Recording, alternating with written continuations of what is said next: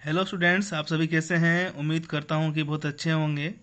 ठीक है, आज हम लोग डिस्कस करेंगे इलेक्ट्रोस्टैटिक्स में इलेक्ट्रिक फ्लक्स क्लास 12 फिजिक्स का ये टॉपिक है। ठीक ना। तो चलिए जानते हैं इलेक्ट्रिक फ्लक्स होता क्या है। मान लीजिए कि एक सरफेस है। ये माचिस का आपको बॉक्स दिख रहा है, इसमें सरफेस है। ये सरफेस आप देख रहे हो, ये सरफेस देख रहे हो, ये सरफेस देख रहे हो, ये सरफेस देख रहे हो, ये सरफेस देख रहे हो, ये सरफेस देख रहे हो। ठीक है, ये क्लोज सरफेस है ये। ओके, क्लोज बॉडी भी है। अब इसमें से एक इलेक्ट्रिक फील्ड लाइन आया। ठीक है, और इसके सरफेस से लिंक हो गया। इलेक्ट्रिक फील्ड लाइन जब इसके सरफेस से लिंक होगा, ठीक है, या इस सरफेस से लिंक हो या इस सरफेस से लिंक हो, ठीक है, किसी भी सरफेस से जब लिंक हो जाएगा, ठीक है, तो एक नया क्वांटिटी हमको मिलने वाला है। उस क्वांटिटी को हम बोलेंगे इलेक्ट्रिक फ्लक्स। ठीक है, जैसे ही इलेक्ट्रिक फील्ड लाइन इस सरफेस से लिंक होता है, ठीक है, वो अपने प्रॉपर्टी में कुछ चेंजिंग कर लेता है। वो पहले था वेक्टर क्वांटिटी, ठीक है, इस एरिया से, इस सरफेस एरिया से वो लिंक हुआ। ठीक है, और अब उसके पास सिर्फ मैग्नीट्यूड है, कोई डायरेक्शन नहीं है। ठीक है, तो उस कंडीशन में एक नया क्वांटिटी हमको मिलता है जिसको हम लोग इलेक्ट्रिक फ्लक्स कहते हैं। ठीक है, तो इलेक्ट्रिक फ्लक्स जो होता है, ओके, वो होता है स्केलर क्वांटिटी। तो इलेक्ट्रिक फ्लक्स को हम लोग डिफाइन कैसे करेंगे, चलिए उसको हम लोग देखते हैं। ठीक ना। तो इलेक्ट्रिक फ्लक्स को हम लोग डिफाइन करते हैं, electric flux link to a surface area is a quantity. कैसा quantity? Scalar. Formed by intensity of field E and area normal to it A, full stop, such that flux linked to a surface area is। ठीक है, electric flux को phi से denote करते हैं और यहाँ पर सफिक्स ई लगा देते हैं। तो electric flux is equal to intensity of electric field dot product है एरिया वेक्टर ए का। ठीक है, तो एरिया वेक्टर होता क्या है, चलिए उसको जान लेते हैं थोड़ा सा। मान लीजिए कि ये सरफेस है, ठीक है, ओके, तो सरफेस से नॉर्मल, ठीक है, सरफेस के नॉर्मल एरिया वेक्टर का डायरेक्शन होता है ना। ओके, आप लोगों को मैंने पढ़ाया होगा आई जे के वेक्टर। ठीक है, ये आई वेक्टर, ये जे वेक्टर। ओके, और इसका रिजल्टेंट हमको कैसे मिलता था? I cross J is equal to K मिलता था ना। बस यही आपको करना है। ठीक है ना। तो आई आई क्रॉस जे हमको क्या देता है? तो हमको प्लेन देता है। ठीक है, और उसका रिजल्टेंट हमको कैसा मिलता था? तो ये परपेंडिकुलर, देख रहे हो आप। ठीक है, ये आई है, ये जे है, I cross J is equal to K. तो ये एरिया वेक्टर का डायरेक्शन है प्लेन के परपेंडिकुलर। ठीक है, इस प्लेन के परपेंडिकुलर एरिया वेक्टर का डायरेक्शन ये होगा, ये इस प्लेन के परपेंडिकुलर, इस प्लेन के परपेंडिकुलर एरिया वेक्टर का डायरेक्शन ये होगा। ठीक है, इस प्लेन के परपेंडिकुलर एरिया वेक्टर का डायरेक्शन ये होगा। कहीं पे भी आप ले लो एरिया वेक्टर, आप समझ गए होंगे। एरिया वेक्टर और इलेक्ट्रिक फील्ड इंटेंसिटी ई का जब दोनों का डॉट प्रोडक्ट हो जाएगा तो हमको जो क्वांटिटी मिलने वाला है, ठीक है, वो क्या होगा? Electric flux. क्लियर होगा आप लोगों को यहाँ तक? ठीक है, यहाँ से आप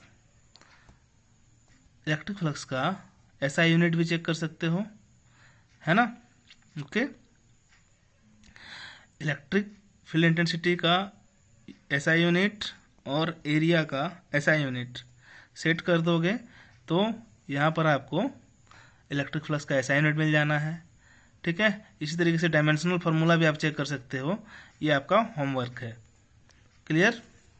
ओके, तो फ्लक्स है मेरा क्या?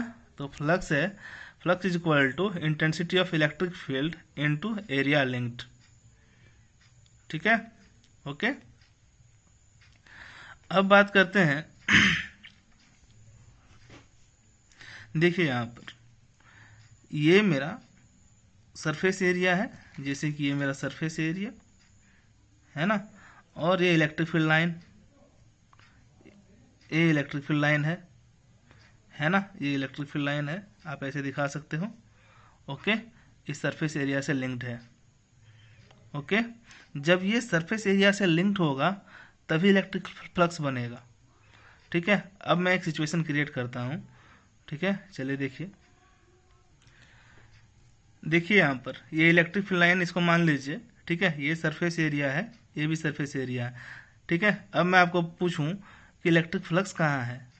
ठीक है, जैसे मैं आपको ये क्वेश्चन पूछूं कि इलेक्ट्रिक फ्लक्स कहाँ है, ठीक है, तो आप बोलोगे कि इलेक्ट्रिक फील्ड लाइन इस सरफेस से लिंक्ड है सर, ये वाले सरफेस से लिंक्ड है। ठीक है, तो इलेक्ट्रिक फ्लक्स यहाँ पर होगा, इलेक्ट्रिक फ्लक्स यहाँ पर होगा। ठीक है, और बीच में क्या है बच्चा लोग, ठीक है, तो ये बीच में क्या है, होलो है। ठीक है, तो बीच में इलेक्ट्रिक फील्ड लाइन है, ये क्या है, इलेक्ट्रिक फील्ड लाइन, ये क्या है, इलेक्ट्रिक फील्ड लाइन। और इलेक्ट्रिक फ्लक्स कहाँ, तो इलेक्ट्रिक फ्लक्स जहाँ पर सरफेस एरिया से इलेक्ट्रिक फील्ड लाइन लिंक्ड है। ये आपको आना चाहिए और अच्छे तरीके से समझ में आ गया होगा। ठीक है, ओके, चलिए आगे बढ़ते हैं। देखिए यहाँ पर इलेक्ट्रिक फ्लक्स डिपेंड करेगा इलेक्ट्रिक फील्ड इंटेंसिटी और एरिया वेक्टर पर। जितना ही ज़्यादा area vector electric field intensity से लिंक्ड होगा, ठीक है, उतना ही ज़्यादा फ्लक्स होगा। ठीक है, कहने का मतलब अगर एरिया मेरा बढ़ेगा तो फ्लक्स बढ़ेगा, अगर इलेक्ट्रिक फील्ड इंटेंसिटी मेरा बढ़ेगा तो भी फ्लक्स बढ़ेगा। ठीक है, तो ये डायरेक्टली प्रोपोर्शनेट है फ्लक्स एरिया वेक्टर और इलेक्ट्रिक फील्ड इंटेंसिटी का, है ना। चलिए एक केस से हम लोग समझते हैं, इसको मैंने सेकेंड केस नाम दिया हुआ है। ठीक है, अब देखिए यहाँ पर इलेक्ट्रिक फील्ड लाइन इस तरीके से रखा हुआ है, ये इलेक्ट्रिक फील्ड लाइन है, electric field line, electric field line. कहने का मतलब एक प्लेट यहाँ पर रखा हुआ है पॉजिटिव और एक प्लेट यहाँ पर नेगेटिव रखा हुआ है, और इलेक्ट्रिक फील्ड लाइन, ठीक है, पॉजिटिव से नेगेटिव प्लेट की ओर जा रहा है। ओके, तो ये इलेक्ट्रिक फील्ड लाइन इस तरीके से आपको दिखा है, यूनिफॉर्म इलेक्ट्रिक फील्ड ये। ठीक है, अब इस यूनिफॉर्म इलेक्ट्रिक फील्ड में हम क्या करते हैं, इस सरफेस को यहाँ पर इंट्रोड्यूस करा देते हैं। ठीक है, ओके, तो ये सरफेस एरिया इंट्रोड्यूस हो गया यहाँ पर। ओके, अब मैंने क्या किया, ठीक है, इस सरफेस एरिया को मैंने ए कहा, यहाँ से यहाँ तक को मैंने ए कहा। ठीक है, ये पूरे को ए कहा। अब इसको इलेक्ट्रिक फील्ड लाइन के अगेंस्ट देखिए मैं इसको टिल्ड करता हूँ, इस तरीके से टिल्ड किया। ठीक है, ओके, मैं ऐसे इसको कर लेता हूँ, ये थोड़ा सा देखिए यहाँ पर आप देख रहे हो, है ना, या इसको और छोटा कर सकते हो। तो ये जितना सरफेस एरिया था यहाँ पर भी ये आया, ऐसे जब टिल्ट कर दिया तो सरफेस एरिया में तो कोई कमी नहीं आएगी, है ना, surface area as it is रह जाएगा। लेकिन इलेक्ट्रिक फील्ड लाइन के बारे में सोचिए, जब ऐसा था तो फुल इलेक्ट्रिक फील्ड लाइन इस सरफेस एरिया से लिंक था, लेकिन जब इसको इलेक्ट्रिक फील्ड लाइन से एक थीटा एंगल दे दिए, ठीक है, ओके, तब आप देख रहे हो कि कुछ फील्ड लाइन जो है इससे लिंक नहीं हो पा रहा है। ठीक है, अब यहाँ पर देखिए आप, ये एरिया वेक्टर का डायरेक्शन, ठीक ना, ये एरिया वेक्टर का डायरेक्शन आप ऐसे लोगे इस सरफेस से। ओके, वही मैंने यहाँ पर लिया है, ये एरिया वेक्टर का डायरेक्शन। ठीक है, ये एरिया वेक्टर का डायरेक्शन है और ये इलेक्ट्रिक फील्ड लाइन का डायरेक्शन है। ठीक ना, अब दोनों के बीच का एंगल थीटा मैंने यहाँ पर दिखाया है। ठीक है, आपको दिख रहा होगा इस लाइन में, ये इलेक्ट्रिक फील्ड लाइन का डायरेक्शन और ये एरिया वेक्टर का डायरेक्शन। इस सरफेस के नॉर्मल होगा एरिया वेक्टर का डायरेक्शन, दैट मीन्स ये जो सरफेस था इसके नॉर्मल होगा, है ना, और ये थीटा एंगल बन रहा है यहाँ पर। ओके, अगर ये थीटा एंगल बन रहा है, ठीक ना, ये इस सरफेस से 90 डिग्री था, ये थीटा एंगल है और ये 90 है, ये 90 है। ठीक है, तो ये 90 माइनस थीटा, तो ये कितना थीटा, अगर ये थीटा तो ये भी कितना थीटा। ठीक है, यहाँ से हम क्या कर सकते हैं, ये यहाँ से यहाँ तक मेरा सरफेस एरिया ए था और ये भी सरफेस एरिया कितना है, ए है। ठीक ना, अब इस कंडीशन में इसके परपेंडिकुलर एक लाइन ड्रॉ कर लेते हैं, ठीक है, और यही सरफेस, ठीक है, इस इलेक्ट्रिक फील्ड लाइन से लिंक्ड है ना, इतना। तो ये मेरा कितना होगा, ठीक है, इस चीज़ को हम लोग कैलकुलेट करते हैं। देखिए, ध्यान से देखिए, ठीक है, ये मेरा थीटा है, ये भी मेरा थीटा है, ये मेरा 90 है, और ये भी मेरा थीटा है। ये इलेक्ट्रिक फील्ड इंटेंसिटी और एरिया वेक्टर के बीच का डायरेक्शन है, ठीक है। ये सरफेस था जो इलेक्ट्रिक फील्ड लाइन से लिंक था, है ना। अब इसको मैंने टिल्ड किया इतना, ओके, तो ये लाइन इससे लिंक होना बंद हो गया, है ना। लेकिन इस एरिया में कोई कमी तो नहीं आई ना, इसलिए ये और ये दोनों, ठीक है, सरफेस एरिया ये भी ये है और ये भी ये है। आपको समझ में आना चाहिए ये चीज़, ओके। अब ध्यान दीजिए यहाँ पर, ये अगर 90 है और ये अगर थीटा है, ठीक है, तो ये मेरा क्या हो जाएगा, बी हो जाएगा, और हमको बी कैलकुलेट करना है, ठीक है। अब ट्रिग्नोमेट्री का ऐसा फंक्शन यूज कीजिए जिसमें बी भी आ जाए और ये भी आ जाए, ठीक है, हाइपोटेनियस भी आ जाए और बेस भी आ जाए। तो हमको पता है कॉस थीटा होगा, सिंपल हम लोग कॉस थीटा यूज करते हैं, ठीक है। हमको बी कैलकुलेट करना है, तो cos theta is equal to B by H. H का वैल्यू कितना है, तो एच का वैल्यू ए है, बी एज इट इज रखिए, एच का वैल्यू ए, और यहाँ से आप कैलकुलेट कर लीजिए, ये cos theta is equal to B. तो बी को ये वाला, ठीक है, बी कितना हो जाएगा मेरा, ए कॉस थीटा, है ना। अब आप लोग बताइए, ठीक है, जब हम इस सरफेस को इतने डिग्री एंगल टिल्ड कर देंगे, ठीक है, ओके, तो मेरा जो फ्लक्स हो जाएगा वो फ्लक्स होगा phi E is equal to E A cos theta, है ना, ओके। ये केस आपको समझ में आ गया होगा, ओके। अब हम लोग डिस्कस करते हैं कि अगर इरेगुलर शेप रहे और बीच में ये क्लोज सरफेस है और ये इरेगुलर शेप है, ठीक है, और बीच में कहीं पर एक पॉइंट चार्ज है। अगर पॉइंट चार्ज है और पॉजिटिव नेचर का है तो radially outward electric field line निकलेगा इस तरीके से, ठीक है, यहाँ से इस तरीके से निकलेगा, इस तरीके से निकलेगा, इस तरीके से निकलेगा, इस तरीके से निकलते चला जाएगा रेडियली आउटवर्ड, ठीक है। अगर यहाँ पर नेगेटिव चार्ज रहता तो रेडियली इनवर्ड होता इलेक्ट्रिक फील्ड लाइन, है ना। तो उस कंडीशन में हम लोग फ्लक्स कैसे कैलकुलेट करेंगे, ठीक है। तो उस कंडीशन में फ्लक्स कैसे कैलकुलेट करेंगे, ये देखिए, यहाँ पर इलेक्ट्रिक चार्ज है जो पॉजिटिव नेचर का है, ठीक है। अब हम लोग क्या करेंगे, अलग अलग एरिया को कंसिडर कर लेंगे स्मॉल एरिया में। जैसे कि मान लीजिए यहाँ पर स्मॉल एरिया कंसिडर कर लिया, ठीक है, और यहाँ पर हम देखेंगे कि इलेक्ट्रिक फील्ड इंटेंसिटी और एरिया वेक्टर के बीच का एंगल कितना है। तो हमको दिख रहा है कि यहाँ पर इलेक्ट्रिक फील्ड इंटेंसिटी और एरिया वेक्टर के बीच का एंगल 0 डिग्री है, ठीक है। इस लोकेशन पर भी वही है, लेकिन यहाँ पर हमको थीटा कुछ एंगल दिख रहा है। क्यों, क्योंकि ये सरफेस है और सरफेस के नॉर्मल एरिया वेक्टर का डायरेक्शन होता है और ये इलेक्ट्रिक फील्ड इंटेंसिटी का, ठीक है, इलेक्ट्रिक फील्ड लाइन का डायरेक्शन है। यहाँ पर हमको दिख रहा है कि ये सरफेस है, ये वाला सरफेस है, और इसके नॉर्मल एरिया वेक्टर का डायरेक्शन ये है और इलेक्ट्रिक फील्ड इंटेंसिटी का डायरेक्शन है। तो यहाँ पर थीटा कुछ ज़्यादा है, ठीक है, यहाँ पर थीटा कुछ कम है, यहाँ पर थीटा कुछ ज़्यादा है, ठीक है। तो इस तरीके के सिचुएशन में आप फ्लक्स कैसे कैलकुलेट करोगे, ठीक है। तो उस तरह के सिचुएशन में आप स्मॉल एरिया को कंसीडर करोगे। इस स्मॉल एरिया को हम लोग डीएस कहेंगे, ठीक है। यहाँ पर भी स्मॉल एरिया डीएस, यहाँ पर भी स्मॉल एरिया, और इसके लिए इसके लिए इसके लिए इसके लिए हर एक पॉइंट के लिए अलग से आप इलेक्ट्रिक फ्लक्स कैलकुलेट करोगे और आपस में सबको ऐड कर दोगे। चलिए देखते हैं कैसे। देखिए यहाँ पर, ठीक है, phi E is equal to E dot A होता है, ठीक है, और ये डॉट प्रोडक्ट है, ओके। और इसको भी हम लोगों ने कैलकुलेट किया, ई ए कॉस थीटा, ठीक है। 11th में भी आपको पता है dot product E A cos theta ही होगा, ओके। चलिए फ्लक्स के लिए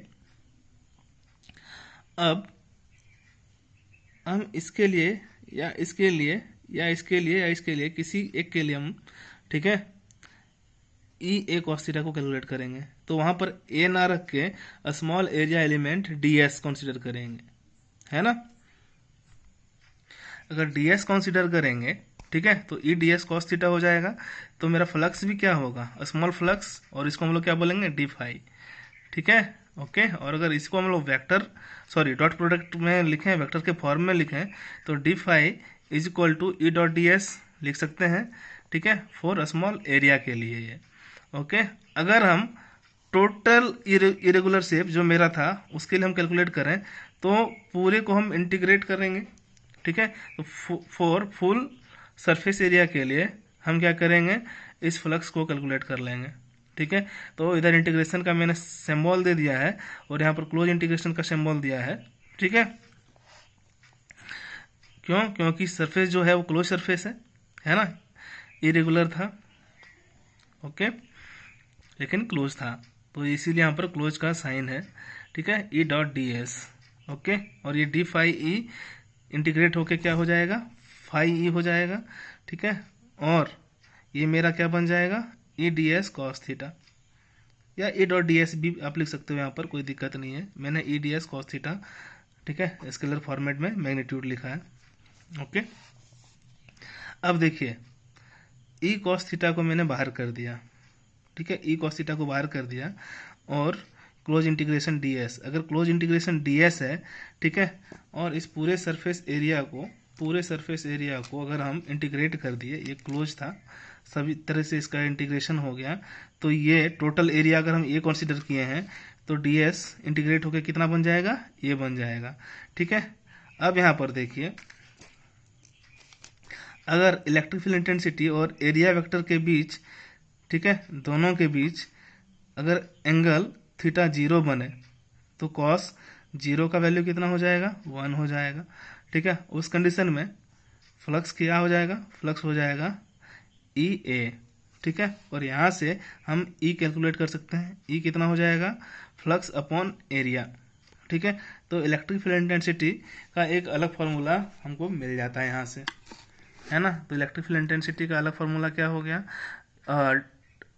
फ्लक्स पर यूनिट एरिया, ठीक है। इसको इस तरीके से डिफाइन करेंगे, electric field is nothing but flux per unit area, ठीक है। तो इलेक्ट्रिक फ्लक्स और एरिया वेक्टर के फॉर्मेट में इलेक्ट्रिक फील्ड इंटेंसिटी आप कैलकुलेट करने सीख गए, ठीक है, आप डिफाइन करना सीख गए। चलिए अब देखते हैं electric field along the surface, ठीक है। ये सरफेस है मेरा, ओके, और इसके अलोंग इलेक्ट्रिक फील्ड है इस तरीके से,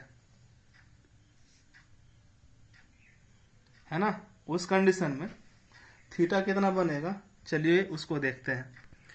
उस कंडीशन में थीटा, देखिए यहाँ पर ये एरिया वेक्टर का डायरेक्शन मैं यहाँ पर दिखा रहा हूँ, और ये इलेक्ट्रिक फील्ड लाइन का डायरेक्शन दिखा रहा हूँ, ठीक है।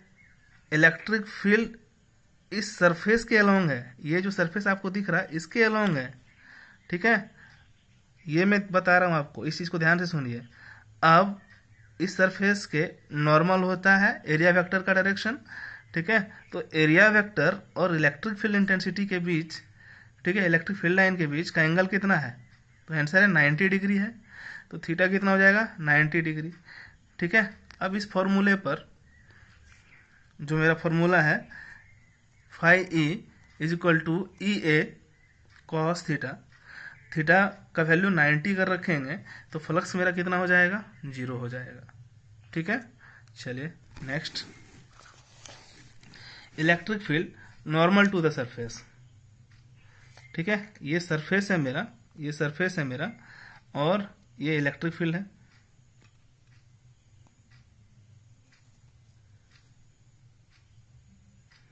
ठीक है। ओके, जब उस तरह की कंडीशन में आप कैसे इसको कैलकुलेट करोगे, उस चीज़ को देखिए। तो चलिए मैं दिखाता हूँ, ये इलेक्ट्रिक फील्ड, ठीक है, ये इलेक्ट्रिक फील्ड है और ये सरफेस है। अब देखिए दोनों, इस सरफेस के ये वाला जो सरफेस आपको दिख रहा है इसके नॉर्मल है, ठीक ना, electric field normal to the surface. ये इलेक्ट्रिक फील्ड इस सरफेस के नॉर्मल है। और अब यहाँ पर मैं एरिया वेक्टर दिखा रहा हूँ आपको। एरिया वेक्टर का डायरेक्शन यहाँ पर इस तरीके से होगा। तो एरिया वेक्टर और इलेक्ट्रिक फील्ड इंटेंसिटी के बीच का जो एंगल बनेगा वो 0 डिग्री बनेगा एक कंडीशन में, दूसरे कंडीशन में 180 डिग्री बनेगा। ठीक है, कैसे? यहाँ पर भी देखिए इस तरीके से, ये इलेक्ट्रिक फील्ड लाइन का और ये एरिया वेक्टर का डायरेक्शन हो गया। ठीक है, सरफेस के नॉर्मल है ना। और यहाँ पर 180 डिग्री बन रहा था। तो दोनों कंडीशन में फाई कितना होगा? ई ए होगा, क्योंकि कॉस थीटा का वैल्यू, थीटा का एक बार 180 लेंगे और एक बार 0 लेंगे। ठीक है, तो मैक्सिमम रिजल्ट हमको मिलने वाला है फ्लक्स। और फ्लक्स मैक्सिमम कितना होता है? ई ए होता है ना। ये चीज़ मैंने यहाँ पर दिखाया है। अब नेक्स्ट बात करते हैं कि ये अगर इलेक्ट्रिक फील्ड लाइन इस तरीके से है, ठीक है, इस तरीके से है, तो यहाँ पर और ठीक है, और ये इस तरीके से भी है। ओके, अगर ऐसा है तो फिर फ्लक्स को हम लोग टोटल एरिया के लिए कैसे कैलकुलेट करेंगे? ठीक है, तो चलिए उसको चेक करते हैं। ध्यान दीजिए, यहाँ पर एरिया वेक्टर का ये डायरेक्शन है और इलेक्ट्रिक फील्ड लाइन का डायरेक्शन है। ये इलेक्ट्रिक फील्ड लाइन का डायरेक्शन। ठीक है, तो यहाँ पर जो एंगल बनेगा 180 डिग्री बनेगा। यहाँ पर जो बनेगा एरिया वेक्टर और इलेक्ट्रिक फील्ड इंटेंसिटी के बीच का एंगल, वो 0 बनेगा। ठीक है, यहाँ पर जो बनेगा वो 90 बनेगा, यहाँ पर जो बनेगा वो 90 बनेगा। ठीक है, अगर इस सरफेस की बात करें तो यहाँ पर एरिया वेक्टर का डायरेक्शन ये और इलेक्ट्रिक फील्ड इंटेंसिटी का डायरेक्शन ये, तो यहाँ पर एंगल 90 बनने वाला है। ठीक है, अंदर वाले में भी 90 बनने वाला है। मैंने सिर्फ 4 सरफेस का लिया है, आप चाहो तो 6 सरफेस का ले सकते हो, 1 2 3 4। ठीक है, तो उस कंडीशन में हम फ्लक्स कैसे कैलकुलेट करेंगे? चारों का, इसका इसका इसका और इसका अलग से कैलकुलेट कर लेंगे। तो ये इलेक्ट्रिक फ्लक्स ई डॉट डी एस क्लोज है। ठीक है, इसको ब्रेक करेंगे तो सरफेस 1 के लिए ई डॉट डी एस आ जाएगा, प्लस सरफेस 2 के लिए ई डॉट डी एस आ जाएगा। इसके बीच का जो एंगल है, इसके बीच का जो एंगल है वो सेट कर देंगे। ठीक है, ई डॉट डी एस, यहाँ पर भी जो एंगल है एरिया वेक्टर और इलेक्ट्रिक फील्ड इंटेंसिटी के बीच, वो सेट कर देंगे। ठीक है, सरफेस 4 में भी एरिया वेक्टर और इलेक्ट्रिक फील्ड इंटेंसिटी के बीच जो एंगल है वो सेट कर देंगे और आपस में सबको फिर कैलकुलेट करके सम कर देंगे। ठीक है, तो हमको टोटल फ्लक्स इस क्लोज एरिया का निकल जाएगा। ठीक है, अगर इस तरीके का रहेगा तो आपको 6 सरफेस कैलकुलेट करना होगा। ठीक है, मैंने 4 दिखाया है और आप और 2 दिखा दोगे। 1 2 3 4 5 6, है ना। तो ये था इलेक्ट्रिक फ्लक्स। आई होप आपको समझ में आ गया होगा। ठीक है, अपना ख्याल रखिए।